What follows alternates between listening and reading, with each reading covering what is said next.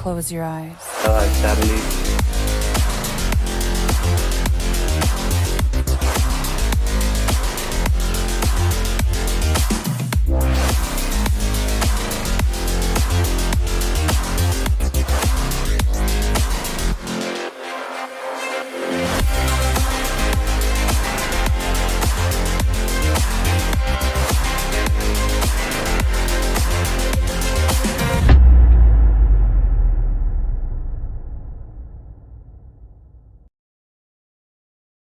Welcome, Gabe Coronado. How are you doing? I'm great. Thank you, Juan. How are you? I'm fine, thank you, thank you. So Gabe Coronado is a YouTuber I have met like I want to say 1 or 2 months ago on YouTube, and I DM'd him, and he responded, and we kind of like got talking a little bit about some stuff like some things like he mentions a lot in his YouTube account, in his YouTube videos. You should go check him out at Gabe Coronado on YouTube. So, so Gabe, let me ask you what inspired you to do your YouTube videos?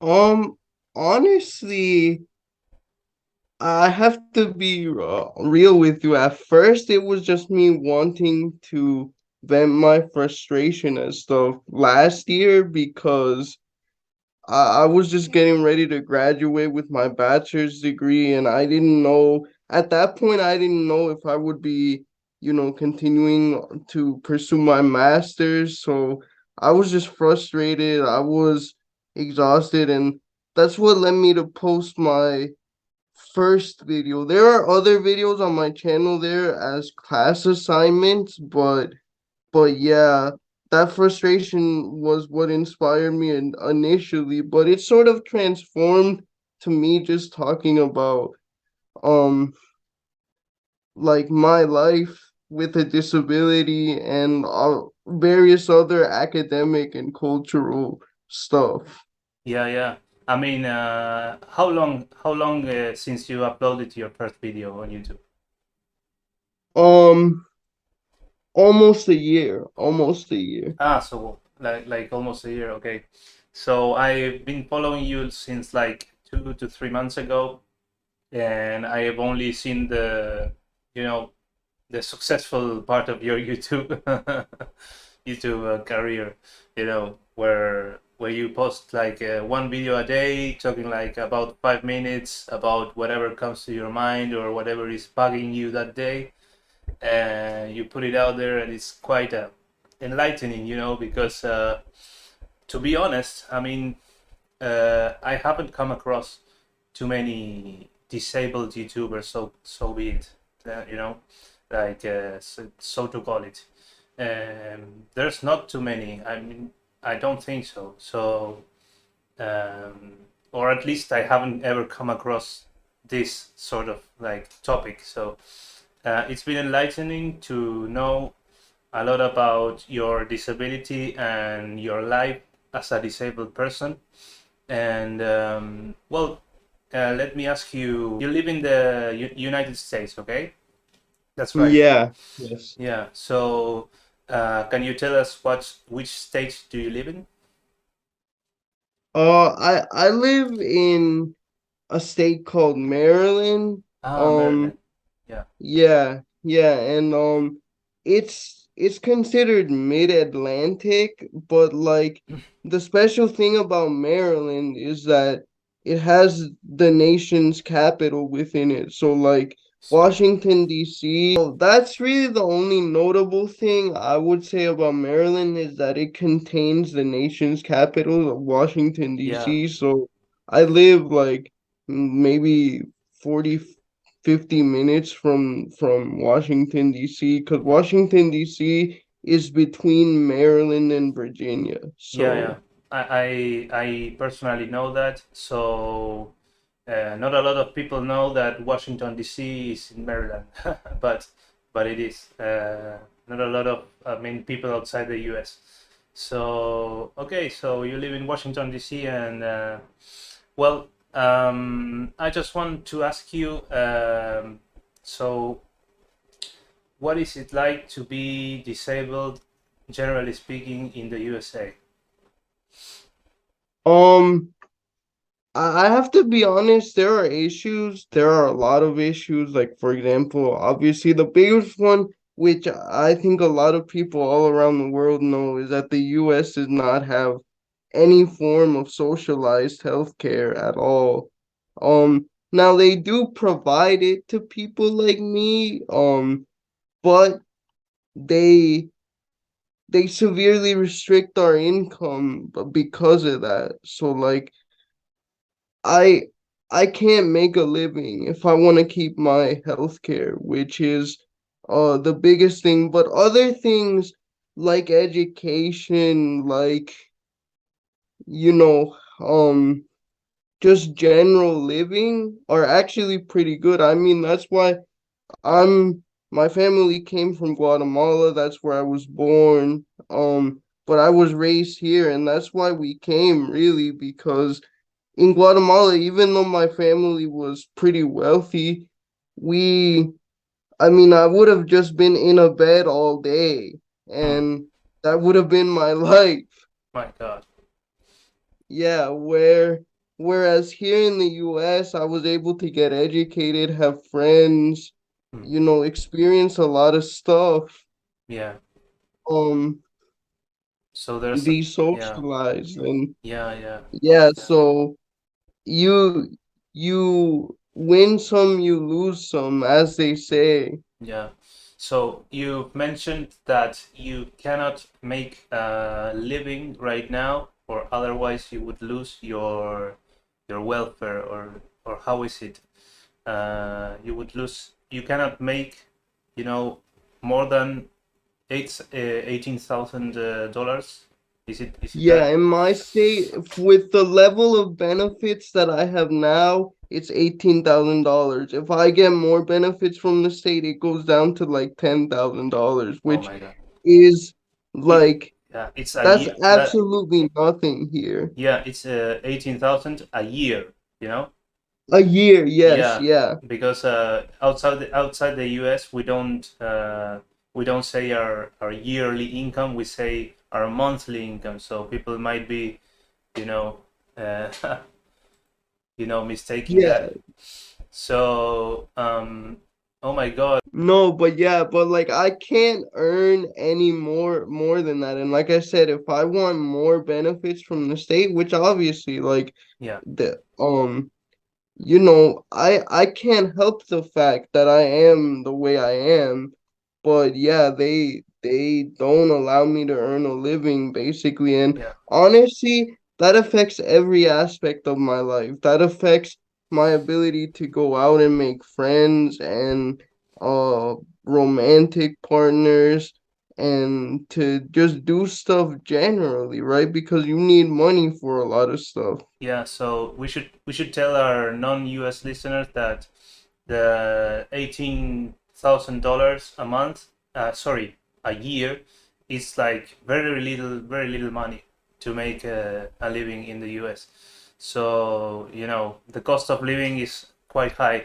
So um, so what is the issue with them only allowing you like 18,000 a year, and how could it be, that if you happen to make more than that, they will take out your benefits? What do you make of it? Well, I mean, I honestly see it as the state sees us as a burden. In fact, that's the way they describe us in the laws as as burdens, right? In the That we laws? don't become burdens to the public. Well, My God. it's sort of paradoxical because the way you allow us to not become burdens to the public is to have a system of socialized healthcare for everyone, which, takes care of people like me, Yeah, um, and remove those. those income caps. That's the only way. But it's this the sort of system of um I guess not allowing people like me to make a living and be independent goes way, way back. Yeah. Um, Hundreds of years in this country actually. Mm. To the advent of scientific racism, which basically said that there were some groups of humans that were superior and inferior to others. And so, I mean, back then in like the early 1900s all the way to the 1970s in some states actually um they sterilized blacks, Latinos, the disabled Mm. because they Yeah. thought we were inferior, but that the the thought process behind that is Yeah. still a thing. Yeah. I mean, to what I can get from an outsider's perspective, is that, well, at least, in theory, they have done away with all those things right now, or, the current era. We see, as outsiders, we see that black people, Latinos, and white people mostly enjoy the same benefits, or equality in the society. And now we are talking about also like inclusivity with the gay community, the trans community, and all the minorities. So we get that kind of message, but you're telling me that, you know or at least what I make out of what you're saying is that inclusivity is okay for almost all minorities, but the disabled are still kind of like, leave aside,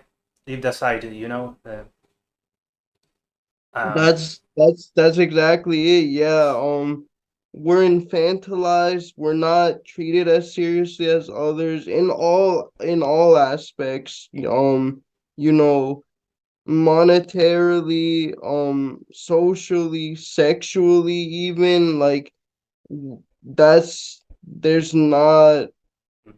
nothing for us barely. We have to depend on our families and others like us. Even then, because the stigma is so strong, a lot of um and all minorities tend to do this, right? But at least in my experience, even a lot of my disabled friends will sort of try to distance themselves as much from that. And I agree to an extent, right? Because you want people to see you as a human being first, mm, but is it sort of impossible to get past this yeah, right here, yeah, my chair. yeah, yeah. I know. So it's a little bit of a thing where you actually want, you would really love these benefits, this, not only, the higher cap of income, to name a thing, but also you would like the government facilitating and giving opportunities, to socialize with other people, and all these kinds of benefits that you mention or that you imagine. But you would also like, don't really, there's like a dichotomy there, like, you don't want to be associated like something alien, you want to be actually understood as the same as everybody else, some sort of thing, But yeah, that's exactly it. Like, um, it's kind of all I want to be acknowledged as is a full human. That's it, for better and for worse. Okay, I'm not gonna pretend because that's another big thing. We get stereotyped as saints and stuff, which is Mm, not good. mm, Um, But yeah, I'm not here to pretend like I'm perfect or like I'm some type of saint. When I talk about full recognition, I mean full recognition for both the good parts of me and the bad parts of me. And that's absolutely fair, you know. That's that's what everybody else gets in society. So uh, that's even, you know, brave of you to say that you want to be recognized as not a saint, you know, and not abuse that sort of perspective that some people might have of the disabled, that they are all saints. And okay, um, so let's talk a little bit about what you're currently doing in your life. You're studying a lot, as everybody who watches your channel should know by now.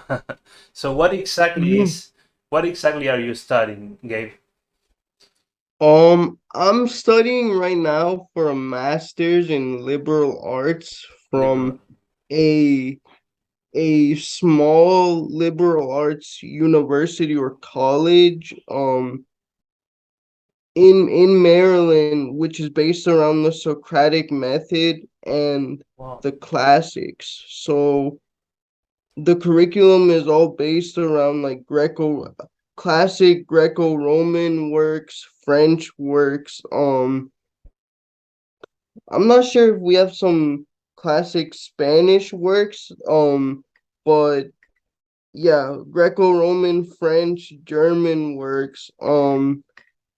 And yeah, I'm doing that because I want to be able to eventually work in some capacity, like maybe become a diplomat or at least do some form of volunteering. Yeah. Or like, Welcome back, Gabe. Last week we experienced technical difficulties, and now we are completing the rest of the episode. How are you doing today? oh, I'm doing fine, Juan. How are you? I am doing okay. I'm doing fine too.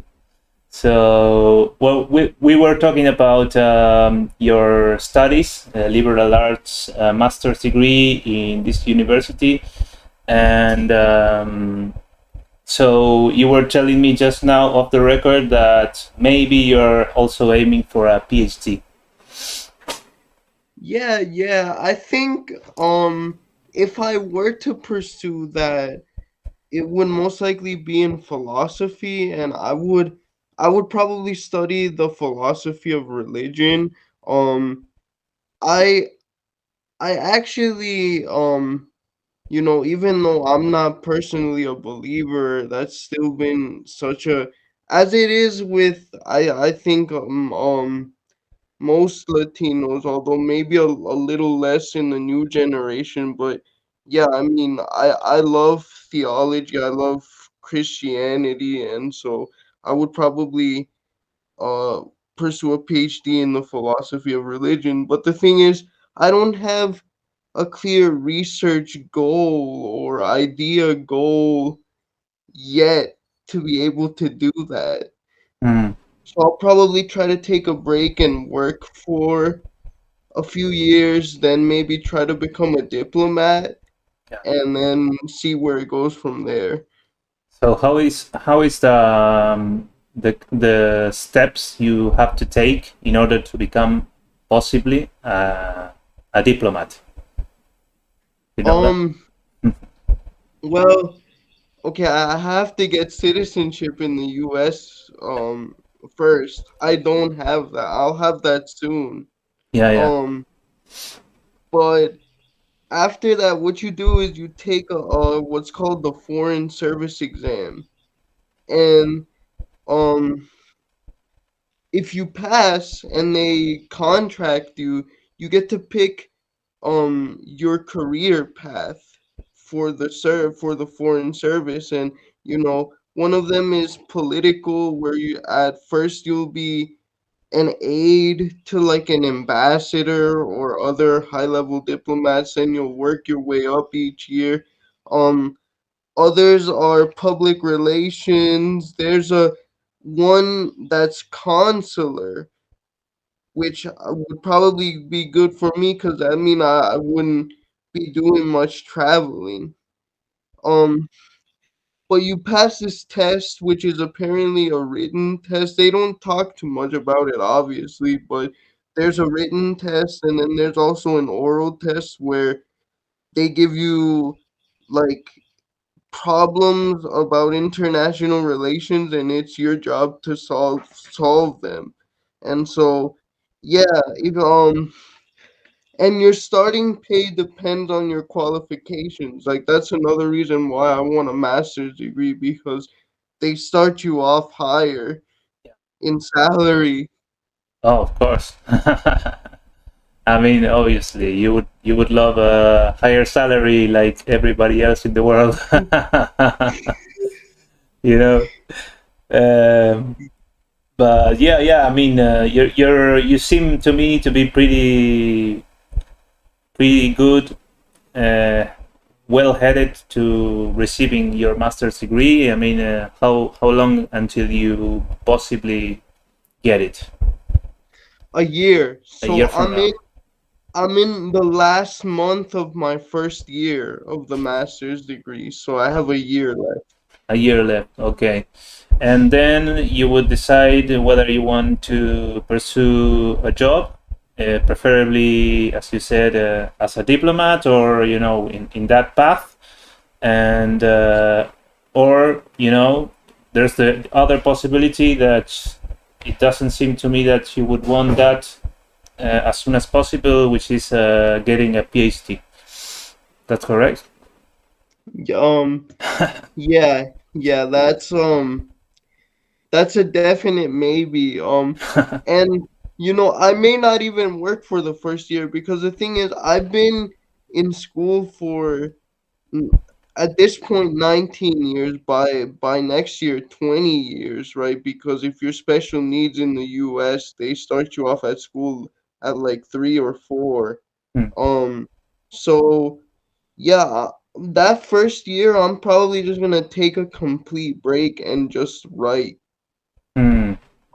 Because I do like to write about things. Like my the college that I go to has a graduate journal. And I actually got a story published in it. It's very small, like no one is gonna read it, but it's just nice to have Yeah. something which you wrote be published in a semi-professional manner by other graduate students. Well, what we should do and we will do, if you have a link for that, we'll leave it in the description of the video so people can check it out. I will try to get a link. Yeah. They said they were gonna scan it, but What? I have to email them because they never did. Said this back in December. So But yeah, it isn't published yet. It isn't published yet. not digitally. Ah, okay, okay, okay. So well, Yeah. anyway, we should just you should publish it privately, and we will give people full access to the unedited, unhinged version of your writing. Okay, the more juicy one. Okay, Yeah, so for sure, yeah, for sure. yeah. well, I didn't know that that you liked writing. I definitely see you doing that because you're kind of like person with I don't know how to say it in English. Is a cultured person, like a knowledgeable person. Okay, so that's the Thank you. that's Yeah. that's the way I perceive you, and also someone who can very eloquently talk about stuff online, and I'm sure in the written form of that it's even better. So people should just go in the description of the video and click that link. Okay. Okay, Thank so you. no problem. Well, we said that in this episode we would talk about the general the general sensations of you being disabled specifically in the USA. We have already talked about the earning caps. Is there any about that you would like to further elaborate on? Um, yeah, honestly, it's I don't want to make it seem like, we're not allowed to work, like there are laws saying that we can't work. It's just that if we want to be independent, it's basically impossible. Basically, what the government assumes here is that if you're severely disabled, in all cases, the someone else will be taking care of you, and that extends even to like marriage and stuff. So like for example, um those caps apply to couples as well, Oh, which is even so if you're married, you can't make as a couple more than what we said, like 18,000 and 10,000. I Uh, think I think for couples it's around 25,000, so mm, they give you more, but that's it's still still not even double, and it's it, yeah, yeah, yeah. it's And quite so laughable.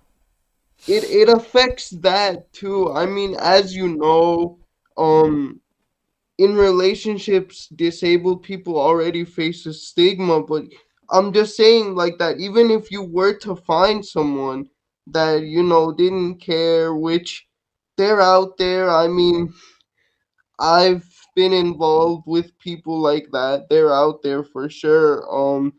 But yeah, even if you did that, you still wouldn't even really be able to live together. And in fact, a lot of disabled people just get divorced um so that they don't lose the benefits, or one of them doesn't lose the benefits if one of them is disabled and the other is not.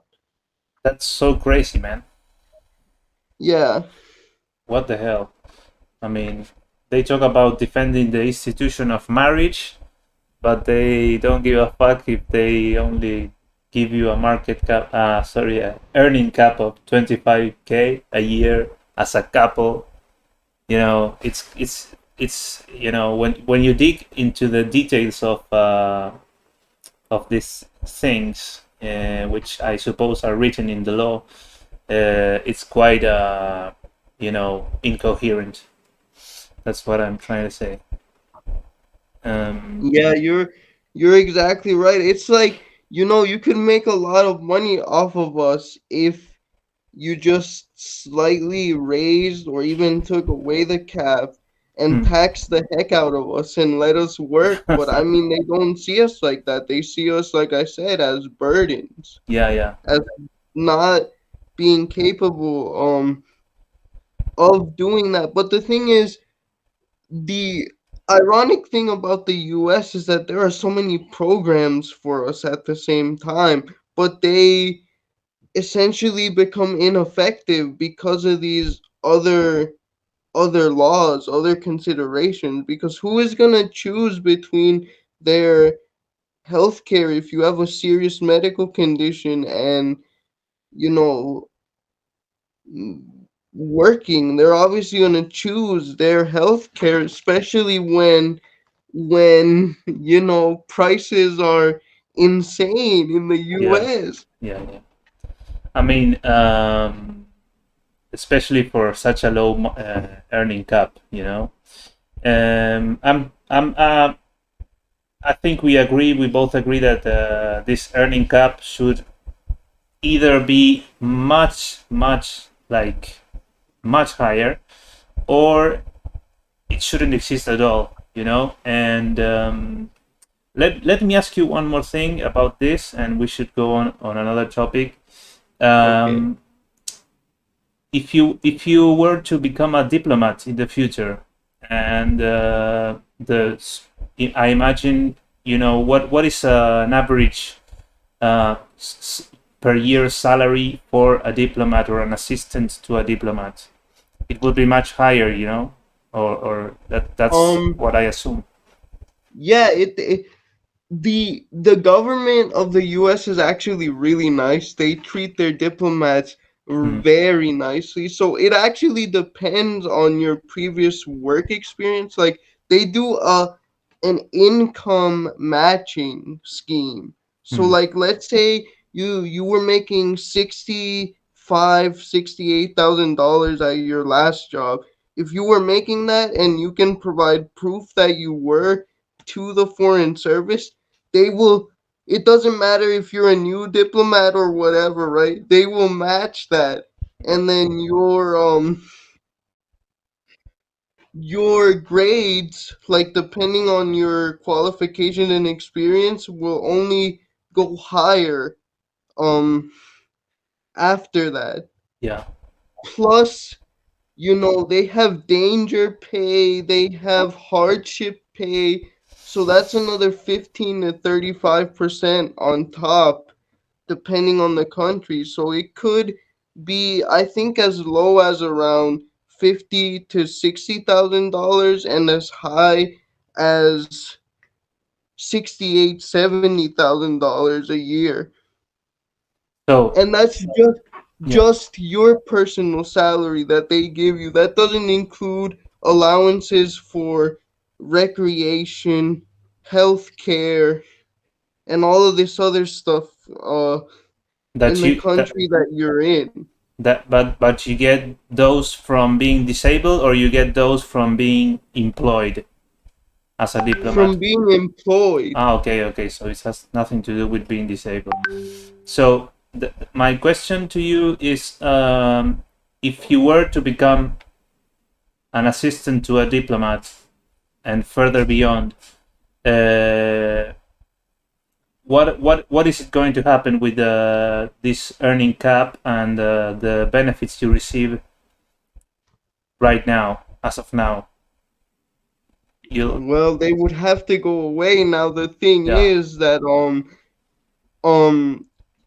the government, wherever you are, right? Because the US has bases, um they even import US products duty free into other countries for service members and diplomats, and they put them in big stores Hmm. on the embassies or on the bases where you can go and you can pay tax free for American products. So um they provide all of that stuff for me basically. Hmm. And at that point, earning 70, 80, 90, $100,000 a year, it wouldn't even be a concern. Yeah. Okay. So, whereas you're concerned about the earning cap as of now, and your immediate future about it, in the case that you would, nail a job 60K a year onwards, you would embrace that and be happy, or not happy, but accept the reality give to give away that those benefits you receive right now. So one last question about this, because I am truly ignorant. Would a salary of 60K, let's say, a year, be enough to cover your specific medical costs? Um, Um, n- I don't think so with my salary alone, but as I said, the foreign service apart from that, I think starting out gives you an 11% stipend or allowance for medical expenses, and I think with certain special accommodations it can go higher. Don't quote me on that, but I if you're a really good diplomat and like if they really want you, I'm sure you can work that to be higher. yeah. Okay, so maybe the answer would be like maybe. Okay, that's Maybe, yeah. yeah, yeah. Okay, so I'm sure we will keep on touch after this episode, of course, and talk about these issues in more detail. But let's jump on to another topic. So, um, well, let's. Do you want to jump straight into the black pill topic or not? Sure, you know that I've never really outright talked about it on my channel. Like Yeah. I I have to use euphemisms because the if not the videos would just get Yeah. basically crushed by the YouTube algorithm. But yeah, let's talk about it because that's another big theme of my channel. Yeah, yeah, yeah. I mean, I recently saw the video you posted, which made quite a few numbers about on existential dread. It's called, and I consider maybe that's was some sort of euphemism to the black pill issue sort of thing, you know. Um, Existential dread. I mean, or at least to me, it's quite related to nihilism and things we often associate with the black pill philosophy, so to call it. Um, well, is it or not? You would say so. It is related to that or not? I would say, but let me just say, I don't think you need to be black pilled to experience existential dread. Yeah, I feel like, that's a more of a human thing than a specifically like black pilled or yeah, incel yeah, thing, but yeah, I do think it's definitely related because you have more of that if you're black pilled, if you Hmm. think that the entirety of your world is determined by your genetics and your social outcomes are also determined by that. Obviously you're gonna experience that more because you're alone with your thoughts, and that sort of thing is the thing that triggers existential dread for most people. Yeah, yeah. Yeah, yeah. So it's not directly related, but it has a few anchors in that sort of thing. So um, well, how would you let us try to address this from the very basics. What is your definition, or what do you think is the definition of the black pill, or the black pill philosophy, or way of living, or community, or whatever? At its simplest, and I do want to disclose that even though I'm not an incel anymore, during 2015 to 2017, I actually was an incel. Like, I was so isolated and just, you know, teenagers being teenagers, but I was more on the red pill side. I think the only black pill beliefs that I had were about my height because I'm not only disabled, I'm also short. But anyway, yeah, I think at its simplest, um the black pill is just the belief that your genetics determines your life outcomes. Like, obviously, it's on a spectrum just like everything else, but there are some people that say, oh, some of it is, society or the way you act or your behavior, while some people say, no, everything is genetics, you can't help it, you should just give up. But yeah, generally, that's what I think it is, that your um genetics are the main thing that determine your life outcomes. So you radically disagree with that preposition. That's right. Um, not radically, like I just mentioned quickly. the whole height thing, especially when it comes to forming relationships and friendships, is like that's an undeniable fact that um you will have a tougher time, for example, dating and making friends. People will infantilize you. They won't take you seriously if you're shorter as a man. Like, I think there's data on this. I can't name specific studies. I know it's out there.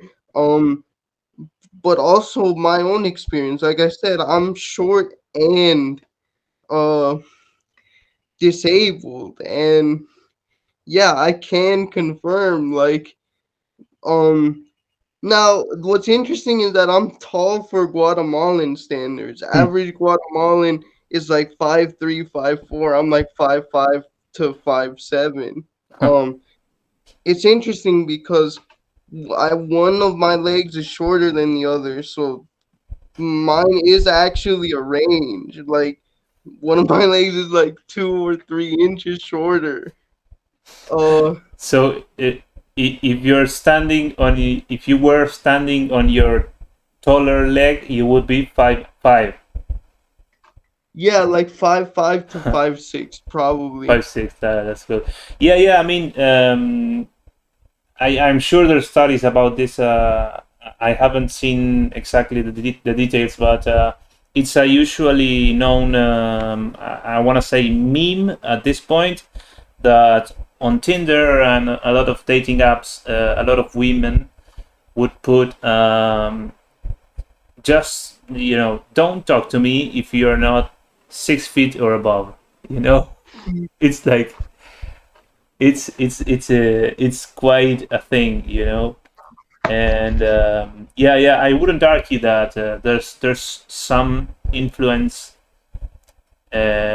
maybe.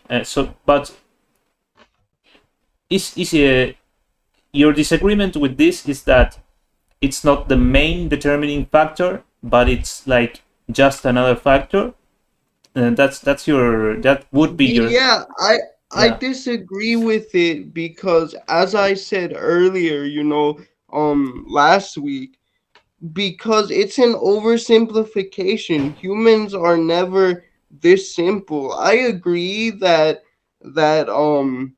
we need to come to terms with the way in which we are still animals, in which we are still irrational and basically, simple apes, right? I'm never going to deny that. And I've actually, with other disabled people, and especially people in the Latino community, because they tend to be more religious, people heavily disagree with me on that I'm even willing to give some uh ground to people that believe in evolution and natural selection. But yeah, I think it's important for disabled people to also acknowledge that side of things. But yeah, I just think there are too many variables, that the black pill is an oversimplification of something extremely complex. yeah, yeah, yeah.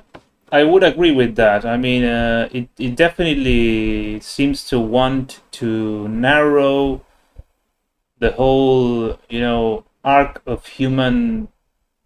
I want to say existence, but I actually mean, nature of being in the world. To a single specific thing or point.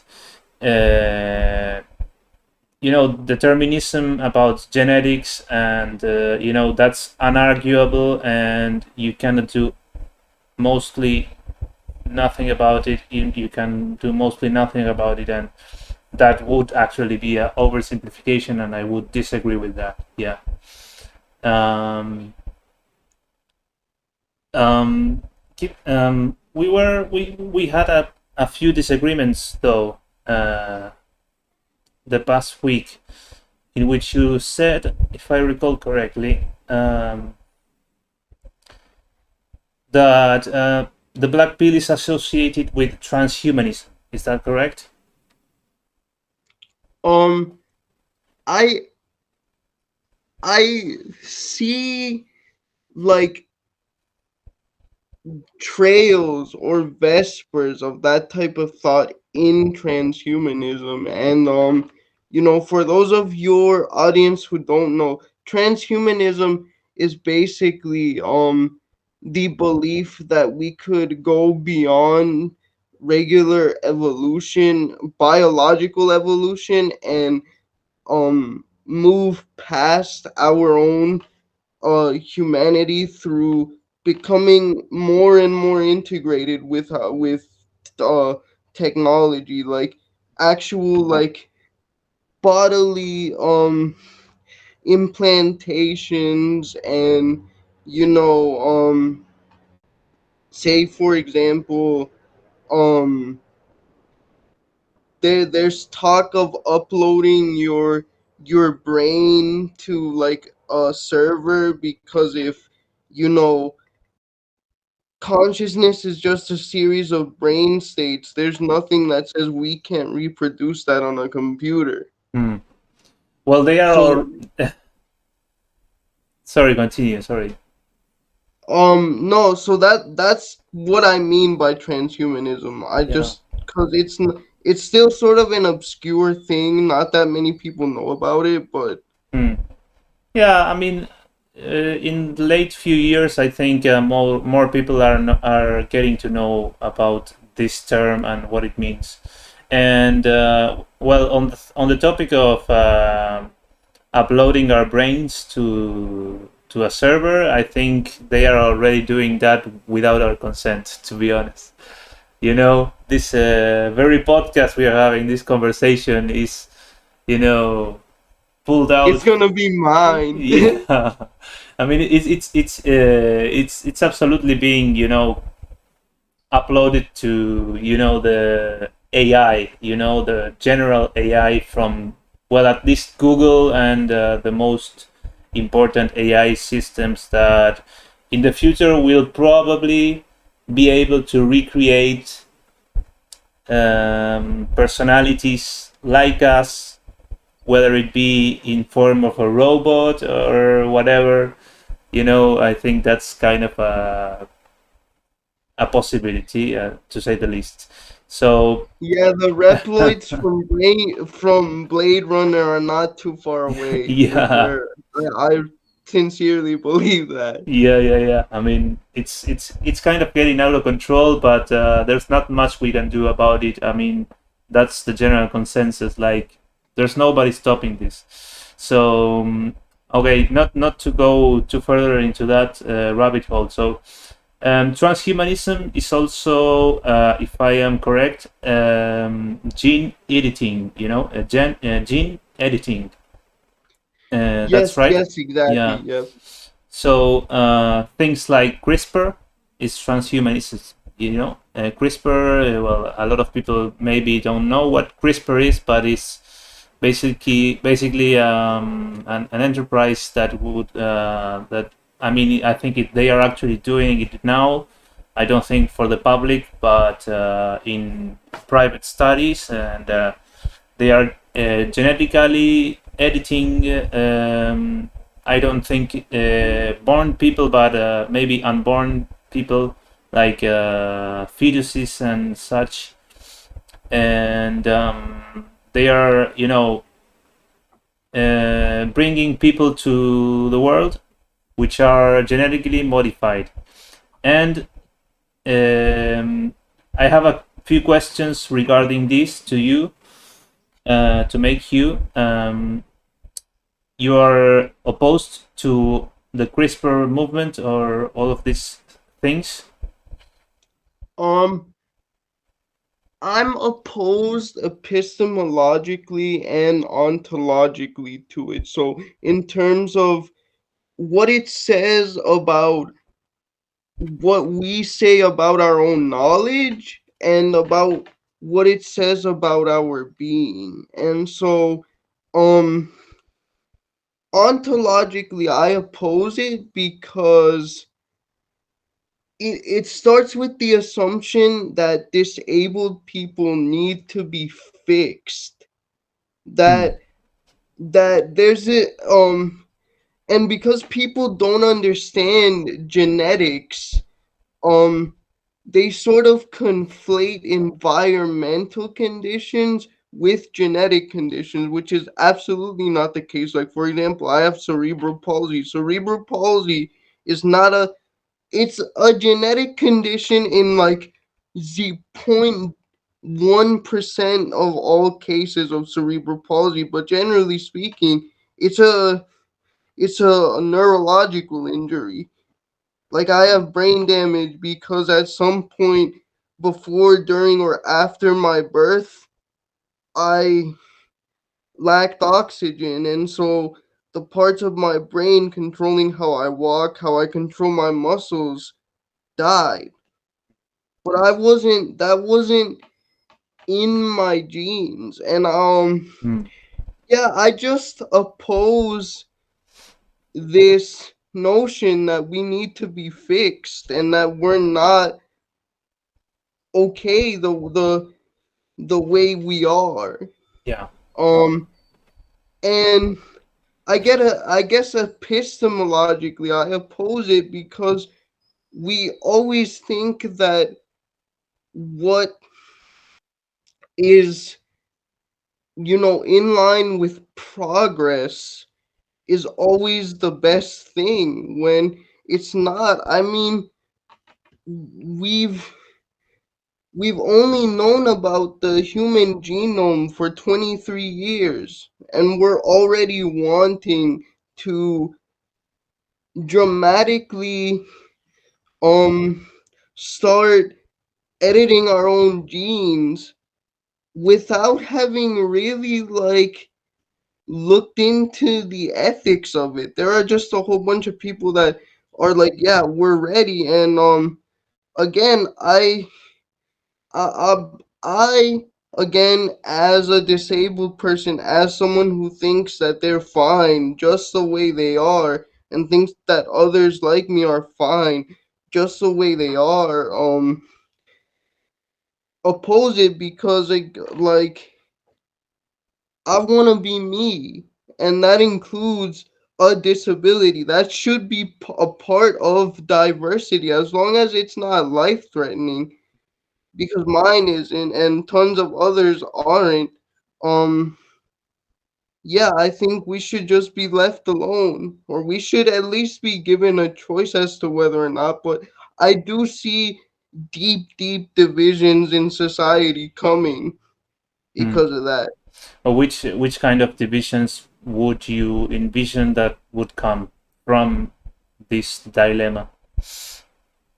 Um, well, it's the sort of, like I said, Blade Runner Mm. dilemma with the replicants, which is there's gonna be an us versus them Mm. sort of mentality of those that will choose to be biological human beings, and those that will choose to augment themselves and be um transhuman techno-biological beings.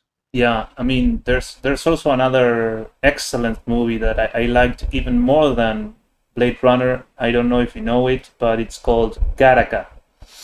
Uh, Gattaca. I haven't seen it, but You all should. of my Yeah, friends are yeah, yeah. have told me like you need to watch this movie, Yeah, Gabe. You would. yeah, it's incredible, and they have released it, I think, in the late 1990s. Um, and well, you know, I don't want to raise your expectations, but yeah, it's a very good movie.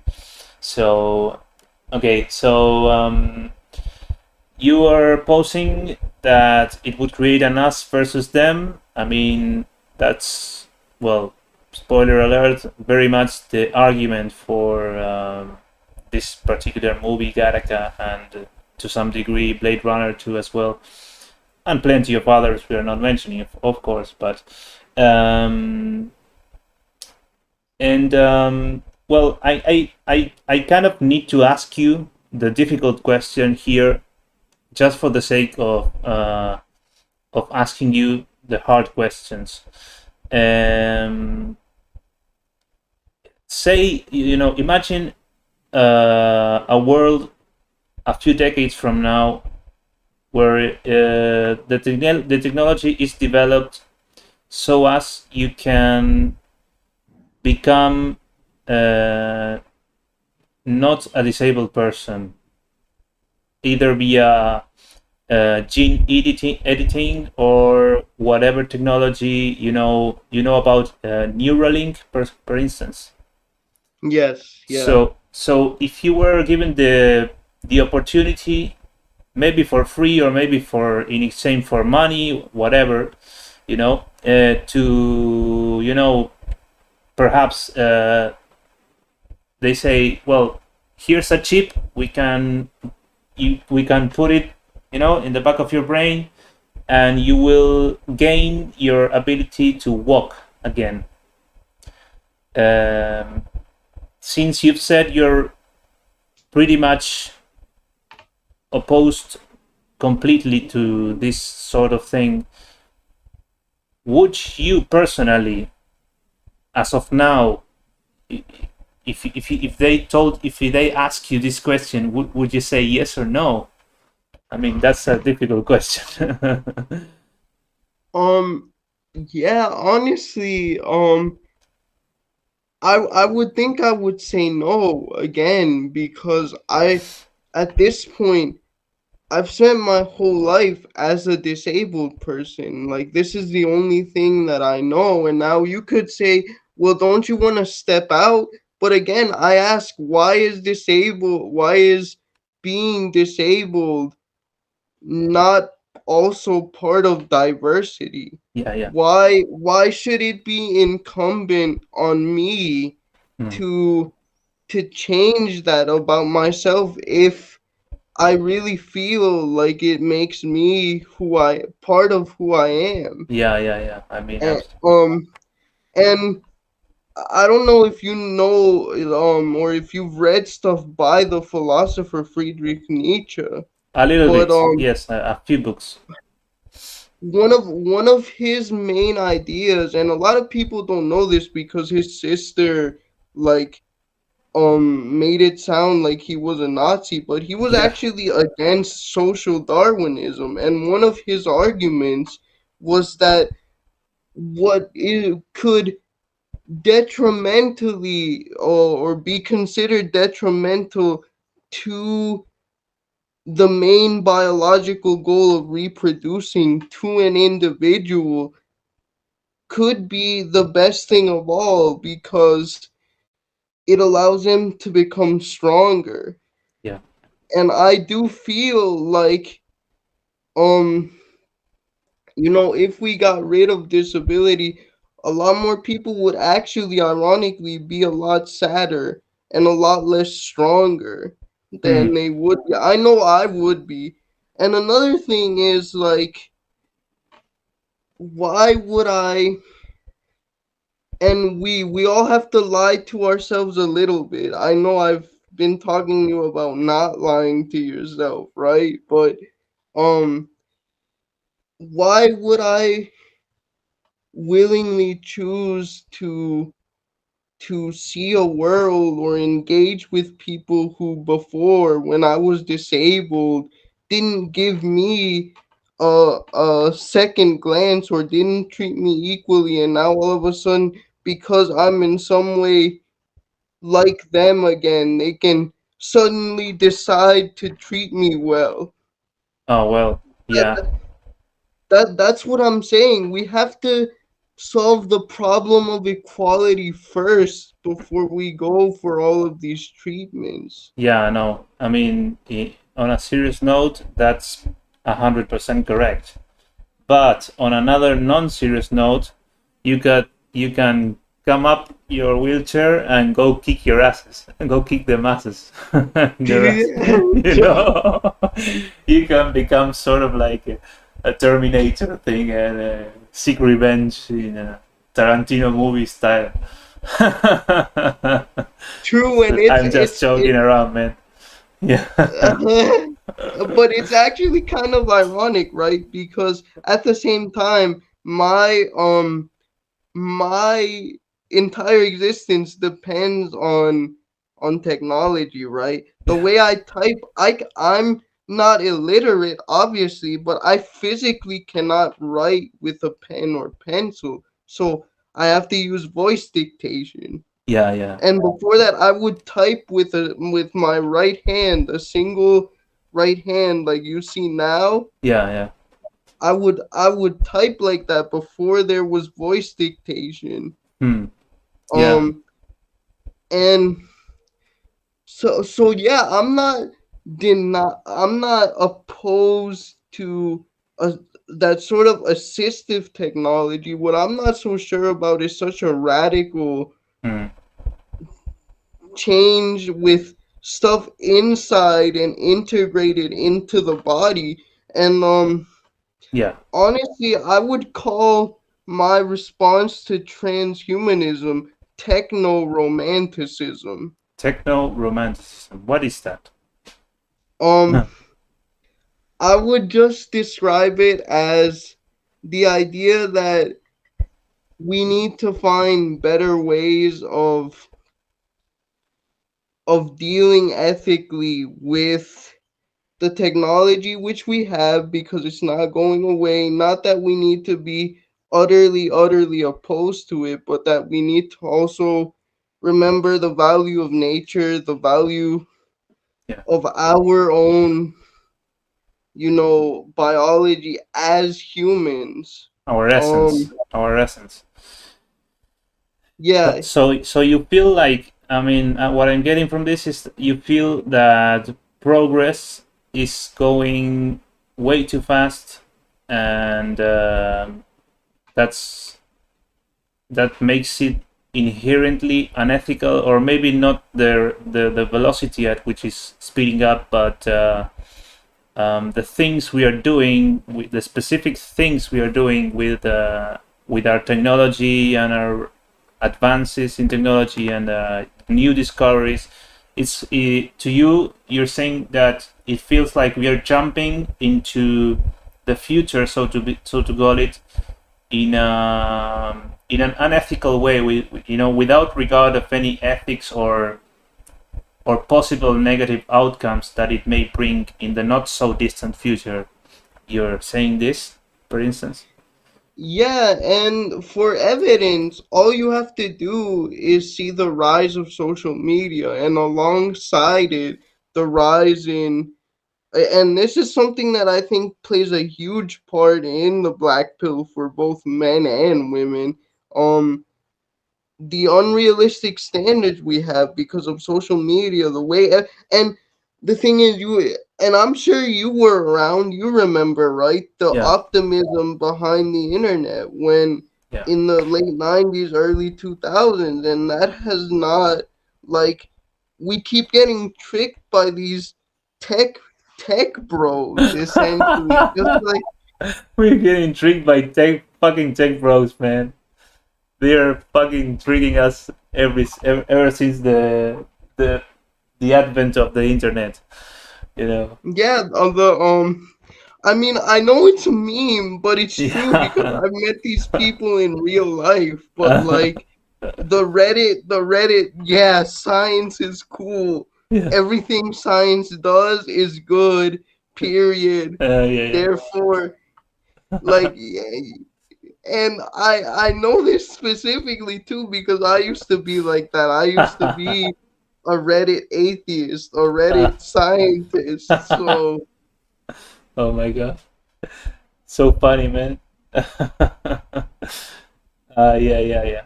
I mean, um, well, you have to look no further. Yeah, as you mentioned it, the rise of social media, which was arguably the biggest thing after the rise of the internet. It came pretty much, with a few years difference, but it came following the rise of the internet, and also you have to look no further today than the rise of AI. Um, um, if you know what I mean. You kind of you are in touch with this ChatGPT thing. You know Oh, about that? I do know about it, but I haven't used it, Yeah, I honestly, because of the reasons yeah we. yeah. I mean, it's like ideological opposition. Yeah. I mean, I haven't used it much. I used it a few times when it was ChatGPT 3. Now it's 4. But, I have seen a lot of videos about it, and I am currently listening to a podcast about the dangers of AI by Lex Friedman. You know that guy? Yes, I've heard about him. I have a friend who talks about him Yeah. all the time. But yeah, I know he's involved in those spaces. He's Yeah. like he doesn't seem like a tech bro. He seems like sort of like just a regular tech enthusiast, which I Yeah. would consider myself to be actually. Yeah. He's more like a tech enthusiast, like than an actual tech bro, so to call it.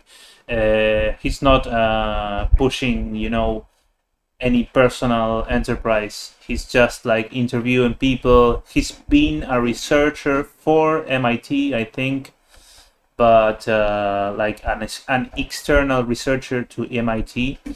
Uh, but yeah, he's mostly like a tech enthusiast and a podcaster, like interviewer sort of thing.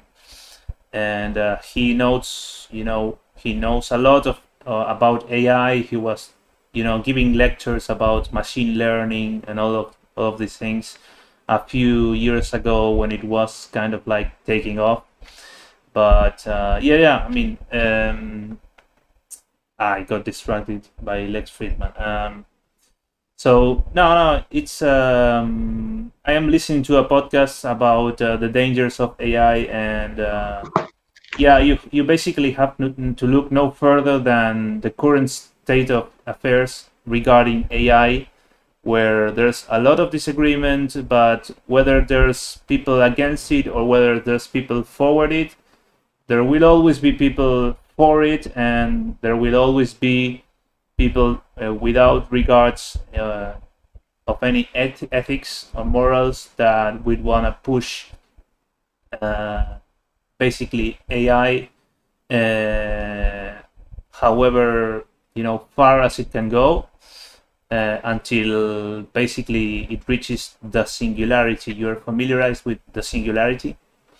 Yeah, yes. Yeah. So the singularity, to the people who don't know, who are listening to this, is when AI will become smarter than humans, the average human, or even a little bit only slightly above the intelligence of a human.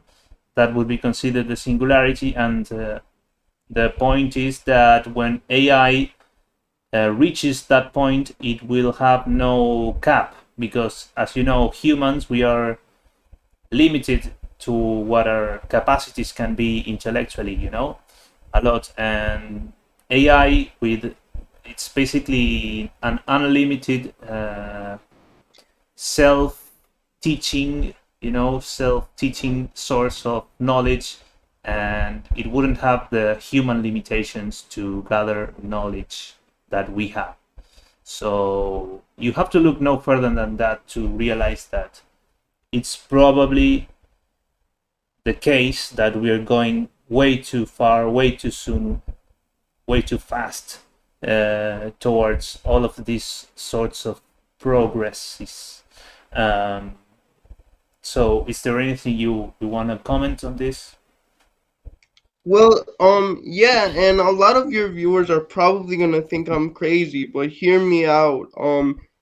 Given that, like you said, this way too quick progress is the case, probably, right? I do. I don't know if probably your viewers have seen Terminator and Terminator 2 with Yeah, how that what you're describing is basically Skynet, right? yeah, And so, um I do think that something like that, if if the sort of tech companies don't uh, come together and impose limitations on all future AIs. Hmm. Um, I do think a Skynet type situation and a pursuant war Hmm. Absolutely. of yeah will be a thing. Yeah, yeah. I mean, And I don't think that's at all alarmist. I don't think that's no. at all out of the possibility. I'm not sure if there would be like a direct biological versus technological opposition from the AI itself, or if Hmm. it would be more like, let's say, nuclear weapon Hmm. where governments deploy it against other human governments. I'm not sure how it would pan out, but that something like that is coming, I think, is undeniable. Yeah, yeah. I agree. I absolutely agree with that. I mean, and there seems to be like no way to stop that from coming. As maybe in the 1930s and 1940s, people around those times were seeing the atomic energy come to a point where it would be used as a weapon of war, and it finally did. And it's, even though it hasn't been used against humans since, I think, Nagasaki in Japan in 1945, and Hiroshima. It's very much everyday talk currently because of the Russian-Ukrainian war, and it has been the same for the Cold War, the war between the US and Russia in the 1960s, if I'm correct, and even through the 1970s and 80s. So yeah, I think we are talking about a real possibility that that will occur in the not so distant future, and it's quite dire, bleak, and all sorts of negative feelings, emotions connected to that, if you care about humanity and life on Earth. Okay, so we talk about a lot of things. We've talked about your life. We've talked about the black pill. We've talked about technology. Is there anything more we should talk about? Um, I I I guess I would maybe like to talk about just I want to know something about you, Juan. What is your like general philosophical outlook? You seem to also be a pretty widely read person and stuff. So like, you know, what do you just generally think about life? Hmm, that's a very broad question. I mean, I just try to live my life day to day in the best possible way. I try to improve, what's in my possibilities, when in my near possibilities. I try to have a healthy lifestyle. I try not to indulge in, unhealthy behavior, being, eating, overeating, I try to work out like 3-4 times a week, and try to, improve my knowledge by reading books or being in touch with, intellectual topics.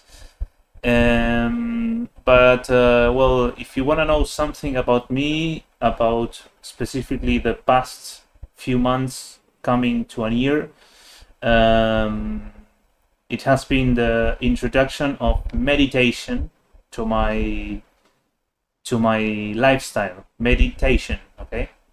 It's been quite a change, a radical change for me, I would say. Like in the past few years, my anxiety was sort of generalized, and with the introduction of practicing meditation once a day, 10 minutes a day, 15 minutes a day, sort of thing, I would say my anxiety has waned away, has gone away a lot, like about 90%. Sometimes it's completely gone. And well, meditation is not just about sitting in a chair, in a comfortable chair, and or cushion, and breathe and think about nothing and put your mind in blank. It's well, at least the kind of meditations I do are guided meditations. There's this guy called Sam Harris, if you know it, maybe you know it, which has Yeah, of this. course. Yeah. In 2015, I was the biggest Sam Harris fan. Yeah, yeah, yeah, yeah. Actually, meditation is the one thing I disagreed with him on, Mm, because I like you, yeah, um not to interrupt you, but like you, I suffered from anxiety as well, and I still do a little bit, but for me, I conquered it through exposure mm. rather than meditation. Yeah. I mean, sure. I mean, well, I don't think that Sam Harris says that exposure is opposed to meditation. I mean, it doesn't come to me that he says that we should like retreat to ourselves in order to become enlightened and not give a damn about the outer world and not expose ourselves to the outer world. I mean, it could be a possibility. I don't know about that, but yeah, yeah. I mean, I see your point. I see your point. Well, just to give you an example, when I started to meditate using his own app, which is called the Waking Up app, available, I think, on all platforms. One example that I could give you that it has helped me a lot was I started using it around July the last year, July 22, and I was pretty generally anxious back then. I was functional as I am now, but I was like in a overall state of general anxiety pretty much all the time. And as a result of this generalized anxiety that grew over the few past years, I was sort of like isolated, trying not to see many people, trying to reduce my social interactions as much as I could. And when I started meditating with Sam Harris app, as my anxiety started wearing off, going away, I found this feeling that I wanted to go out in the world again, and I did. So so maybe so maybe it's not opposed to that. I mean, I did a lot of things over the past, say, 3-4 months that I would have never done before. I started reaching out to people, started, you know, finding places where people meet with similar interests, with people which I didn't know by then, and I made a lot of new friends and acquaintances in the past few months, and I am 99% sure that it was because of meditation. That's at least the way I see it. So Yeah, no, that's very interesting. It's very interesting to see, because I basically went through the same thing, except for me, I had an operation, hmm, and that basically meant that I missed the first semester of high school completely. So I was there for like the first week of high school. Then I had the operation, then I was at home bedridden, and so I didn't get a chance because those first few days, especially if you go to a new school, I had just moved from another state, um, are crucial, and I didn't get that. So basically, from 2013 to 2021, summer of 2013 to summer of 2021, right as things started to open back up here in the US, I was like, okay, like I'm committed to, like, you, wanting to make friends. I'm tired of being this recluse, and keep in mind I wasn't just anxious, like I was suicidal from like 2015 2014, late 2014 to mid 2017. Yeah. But things really started to change for me around late 2018 because I went back to Guatemala for the first time and I saw, like, wow, holy crap, I'm lucky. I'm lucky as hell.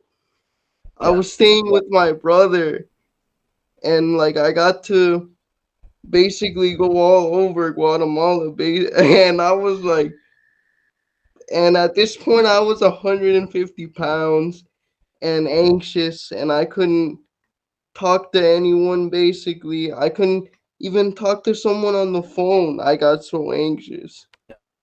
Um, and that really just changed my outlook. And then I started a little bit before the pandemic, but then the pandemic hit, and so in 2021 I have a trail behind my house with benches, and I just started to go out there and read and say hi to everyone that passed by, and I started making friends that way.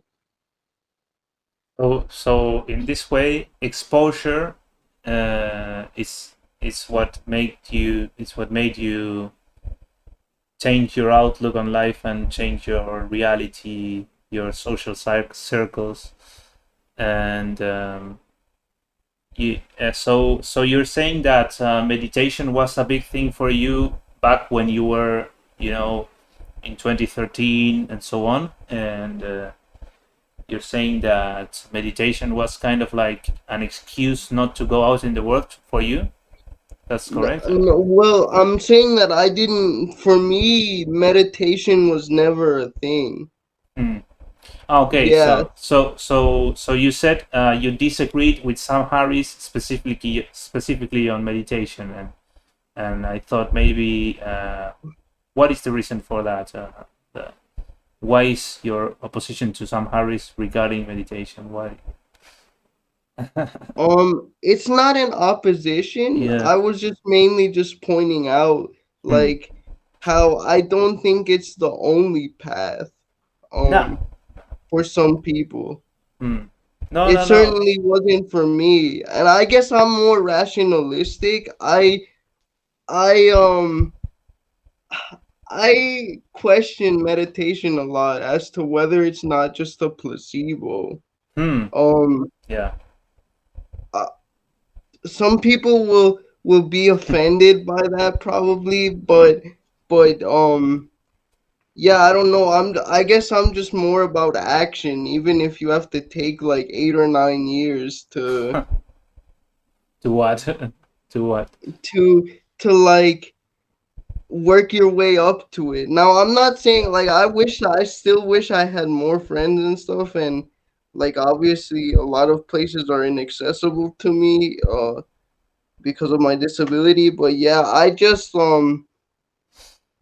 do think that other methods of conquering things like anxiety are a little underrated for sure because but I'm glad it worked for you. I'm glad it Yeah, yeah. worked for I you. mean, yeah, because previous to that, I would say, yeah, skeptical to say the least about meditation, and it was suggested to me a lot of times, but by a lot of different people, and I always saw it as woo science, and I didn't ever wanted to involve myself in that sort of thing. But I literally tried it,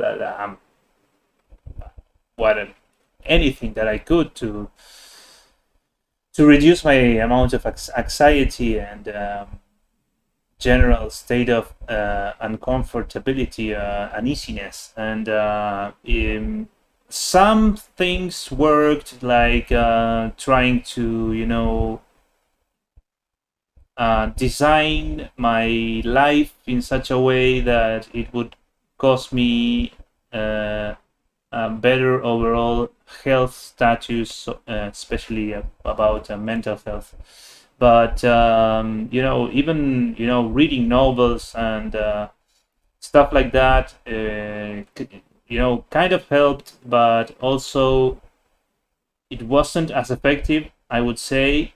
I mean, I'm only less than a year into meditation, but I do not think anything was as effective as meditation. But okay, let's just leave it here, and let's leave it with a question mark, and maybe this is a good thing to discuss about in the following episode, if we do have one sometime, with a little bit more of experience regarding meditation and other methods that you hinted to.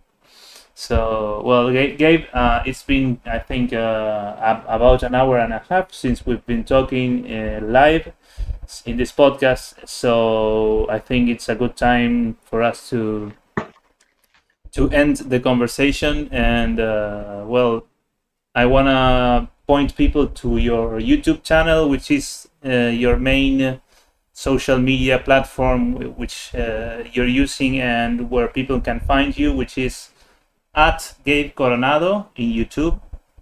We will leave a link below so people can find you easily.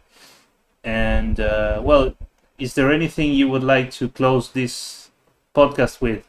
A last few words, or no?